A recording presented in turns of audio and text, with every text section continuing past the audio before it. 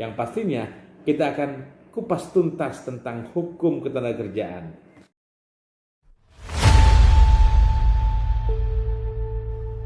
Hukum bertujuan untuk menciptakan keadilan, kemanfaatan, dan kepastian. Karena dengan tegaknya hukum, maka akan tercipta kebahagiaan bersama. Oleh karena itu, mari kita belajar hukum bersama Dr. Abe. Jangan lupa like, komen, dan subscribe. Assalamualaikum warahmatullahi wabarakatuh. Jumpa lagi bersama saya dalam program Belajar Hukum bersama Dr. Abe. Sahabat Abe yang budiman, hari ini saya coba akan menjelaskan tentang pelajaran hukum perjanjian kerja. Saya yakin sahabat Abe yang budiman pasti sering mendengar tentang perjanjian kerja. Maka dari itu hari ini saya akan coba menjelaskan dengan kupas tuntas belajar hukum bersama Dr. Abi. Ya, sebelum kita memasuki tentang pengertian hukum perjanjian kerja, alangkah baiknya kita mengenal dulu tentang perjanjian. Ya, di dalam perjanjian itu ada hukum perjanjian dan ada ajas-ajas hukum perjanjian. Nah, apa sih itu perjanjian? Kalau kita melihat kepada Kitab Undang-Undang Hukum Perdata, Pasal 1233, di sana menyebutkan tentang perikatan. Perikatan adalah lahir karena sebuah persetujuan atau karena undang-undang. Artinya adanya perikatan lahir karena persetujuan, di mana persetujuan adalah sama dengan perjanjian. Ya, dalam persetujuan itu ada yang namanya kesamaan kehendak, ada namanya kesepemahaman, yang pada akhirnya dibuatlah sebuah perjanjian untuk melakukan atau untuk tidak melakukan suatu perbuatan. Nah, itulah yang disebut dengan perjanjian. Nah, kemudian ada yang namanya perikatan yang lahir karena undang-undang. Nah, seperti apa? Nah, perikatan yang lahir karena undang-undang itu adalah suatu ikatan yang ditetapkan oleh negara melalui undang-undang. Jadi warga negara itu wajib tunduk dan patuh kepada undang-undang dan tidak dapat menghindar daripada perintah undang-undang tersebut. Saya ambil contoh misalnya gini, tentang pajak penghasilan. Bahwa setiap warga negara yang punya penghasilan sampai batas tertentu itu wajib membayar pajak. Maka dari itu, itulah yang masuk dengan apa yang disebut perikatan yang lahir karena undang-undang. Ya, jadi kita harus paham bahwa perikatan itu ada dua jenisnya, yang lahir karena persetujuan atau perjanjian dan yang lahir karena undang-undang. Nah, kita sudah memahami di situ. Nah, kemudian dalam perjanjian itu ada yang namanya ajas, ya. Ada yang namanya ajas hukum perjanjian. Saya akan sebutkan 3 ajas hukum perjanjian saja. Ya. Satu adalah adanya ajas konsensualitas. Yang kedua adanya ajas kebebasan berkontrak. Dan yang ketiga ajas fakta sunt servanda. Meskipun masih banyak ajas-ajas yang lain. Tapi cukup 3 itu aja yang akan saya jelaskan. Ajas konsensualitas adalah di situ adanya kesepahaman bersama, adanya kehendak bersama yang pada akhirnya dituangkan dalam sebuah perjanjian, di mana di dalam perjanjian itu akan lahir yang namanya kebebasan berkontrak. Ya, kebebasan berkontrak itu dimaksud adalah setiap pihak secara bersama-sama boleh membuat isi perjanjian. Terserah isi perjanjian seperti apa saja sepanjang disepakati oleh para pihak. Namun ingat bahwa ajas kebebasan berkontrak itu dibatasi. Apa yang membatasinya? Nah, saya akan coba balik ke belakang bahwa ada syarat sahnya perjanjian. Syarat sahnya perjanjian itu diatur dalam pasal 1320 Kitab Undang-Undang Hukum Perdata. Ada 4 unsur.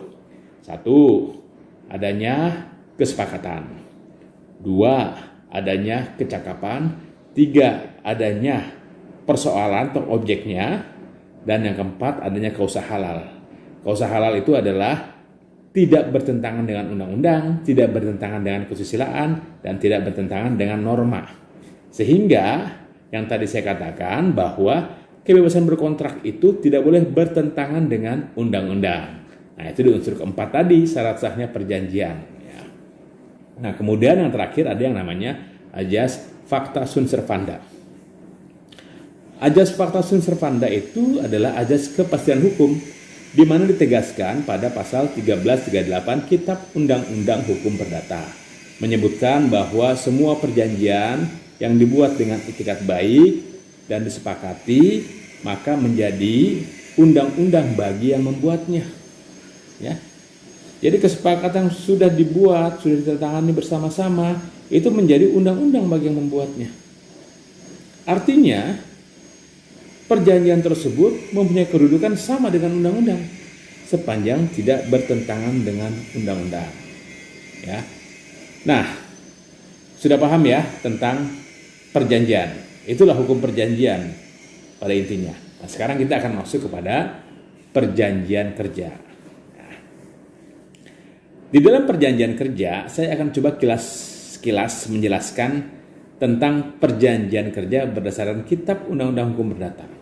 Nah, di pasal 1601 sahabat AB yang budiman, di situ disebutkan bahwa perjanjian kerja adalah pengikatan diri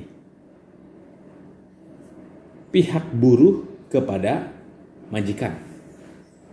Jadi sahabat AB yang budiman, perlu kita pahami bahwa di Kitab Undang-Undang Hukum Perdata tersebut yang mengikatkan diri itu adalah buruh. Buruh mengikatkan diri kepada majikan. Sehingga buruhlah yang terikat, sedangkan majikan mempunyai kebebasan. Nah, akibatnya dengan pasal tersebut, maka majikan bisa melakukan kesewenang-wenangan. Kalau memang sudah tidak suka, maka majikan bisa saja melepas ikatannya itu, dalam arti mem-PHK pekerjanya. Nah, ini yang terjadi pada pasal 1601 Undang-Undang atau Kitab Undang-Undang Hukum Perdata. Nah, setelah Indonesia merdeka, maka dirubahlah konsep lama tersebut menggunakan konsep yang baru, yang pada akhirnya yang kita kenal sekarang adalah Undang-Undang 13 nomor 2003 tentang ketenagakerjaan, dan ada perubahannya pada Undang-Undang nomor 11 tahun 2020 tentang Cipta Kerja.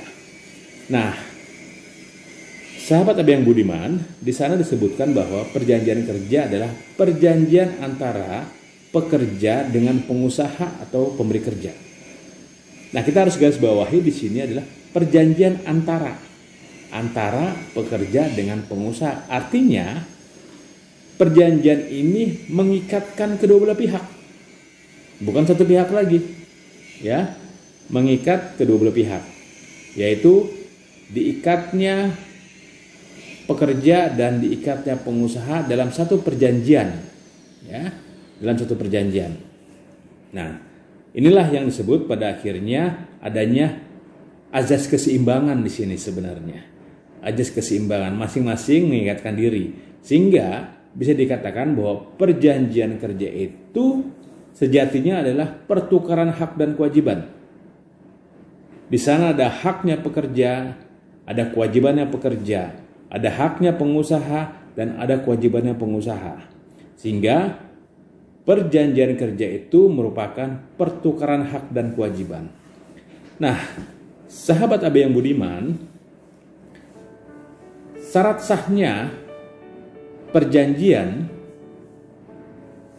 termasuk syarat sahnya perjanjian kerja, itu terdiri dari 4 unsur.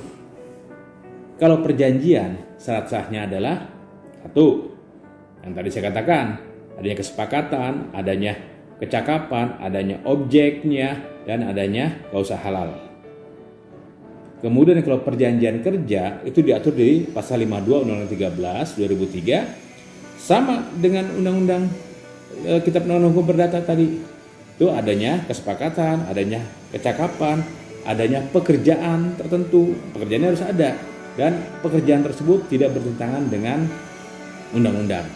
Artinya, unsur-unsur baik unsur perjanjian, sahnya perjanjian dan unsur-unsur sahnya perjanjian kerja itu sama intinya. Nah, kemudian sahabat AB yang budiman, terkadang ada pertanyaan, apakah perjanjian atau perjanjian kerja yang ditandatangani tidak di atas materai maka tetap sah? Ada pertanyaan seperti itu. Nah, jadi perlu saya luruskan di sini bahwa sahnya perjanjian itu bukan dari materai. Sahnya perjanjian itu dari 4 unsur tadi. Kalau perjanjian ada di pasal 1320 Kitab Undang-Undang Hukum Perdata, kalau perjanjian kerja ada di pasal 52 Undang-Undang 13 tahun 2003. Jadi sahnya perjanjian itu jika memenuhi 4 unsur itu. Sedangkan materai itu bukan merupakan syarat sahnya perjanjian. Materai itu adalah kewajiban warga negara untuk membayar pajak. Nah, di Undang-Undang Materai menyebutkan begini, setiap transaksi termasuk di dalamnya adalah membuat perjanjian, maka wajib membayar pajak. Ya. Jadi membuat perjanjian pun wajib membayar pajak. Coba bayangkan, kalau setiap kali kita membuat perjanjian, kemudian kita harus beramai-ramai datang ke kantor pajak hanya untuk membayar pajak, apakah itu efektif? Pastinya itu tidak efektif dan itu tidak efisien, karena memakan waktu, memakan tenaga dan biaya. Sehingga pemerintah mengeluarkan undang-undang materai dengan tujuan mempermudah proses bayar pajaknya warga negara dalam rangka pembuatan perjanjian. Cukup dengan menempelkan materai di dalam perjanjian dan menandatanganinya di atas materai tersebut, maka pajaknya telah dijalankan, telah lunas dibayarkan. Ya. Sehingga semua perjanjian, baik perjanjian pada umumnya termasuk perjanjian kerja, sahnya itu bukan karena materai, tapi kewajiban warga negara bayar pajaknya yang diutamakan melalui materai. Ya, jadi pajak materai itu sebagai pengganti bayar pajak. Jadi kita nggak perlu jauh-jauh pergi ke kantor pajak, cukup bayar, beli materai, tempelkan materai di dalam perjanjiannya dan ditandatangani. Nah, kira-kira itu. Nah, kemudian saya kembali lagi sahabat AB yang budiman kepada perjanjian kerja, ya. Jadi kira-kira sudah paham ya tentang perjanjian, syarat sahnya perjanjian, kemudian ajas hukum perjanjian tadi sudah kita sampaikan. Nah, dalam perjanjian kerja ada perlu tambahan ajas lagi. Selain tadi ajas konsensualitas, ajas kebebasan berkontrak, ajas facta sunt servanda. Nah, kita akan tambah 2 ajas lagi, yaitu ajas itikat baik dan ajas gotong royong. Kenapa demikian? Karena dalam perjanjian kerja itu kita mempunyai tujuan yang sama, sehingga harus ada itikat baik.